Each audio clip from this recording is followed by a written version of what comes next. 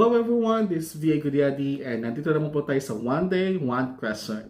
So sa araw na to, ang question natin, Dear Gudiadi, meron na akong laptop at internet.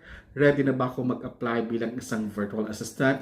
Wait, hold your horses. So maliban sa equipments, dapat handa rin ang sarili mo.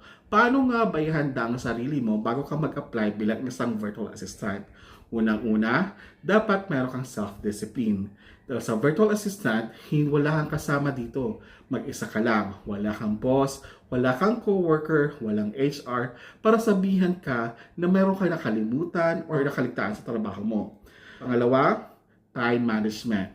So, hindi lang deadlines ang kalaban natin dito. Kalaban din natin dito ang mga temptation, katulad ng manood ng YouTube, manood ng Netflix, o di kaya maglaro ng Mobile Legends. So, kapag trabaho, trabaho. Kapag rest, pwede ka doon ka pwede manood ng YouTube, pwede ka doon maglaro ng Mobile Legends. Pangatlo, good communication skills. Hindi sapat dito ng yes, no, or noted lang sa boss mo. Kailangan marunong ka talagang makipag-usap dahil maraming beses darating ang panahon na kailangan mo mag-clarify ng questions o na mismong pinapagawa nila. At the same time, magiging benefit ito sa iyo kapag may magandang communication skills mo para makapag-build ka ng rapport sa boss mo o sa client mo na maaari yung kontrata nyo ay pangmatagalan na, kumbaga. Next, problem-solving mindset. So, sabi ko nga kanina, mag-isa lang tayo dito sa working station natin. So, kung ano mang problema ang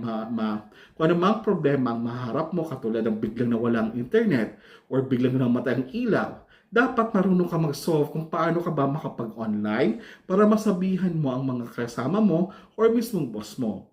Lastly, patience and continuous learning. So, dapat mayroon kang pasyensya para matutunan or para malaman mo talaga kung ano ba ang kailangan ng boss mo at dapat continuous learning. Kapag lumalaki ang negosyo ng boss mo or ng client mo, ibig sabihin kailangan niya pa ng iba't iba bang skills para makatulong pa na mas lalong lumago ang negosyo niya. So, kailangan mo din mag-aral kahit paano ng iba't ibang niche para ikaw na mismo mag-offer nito ng services sa boss mo na which is makakadagdag din sa income nyo.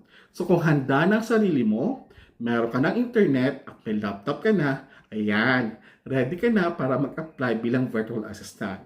So paano? Nasagot ko ba ang tanong mo? This is Viego Diadi, One Day, One Question.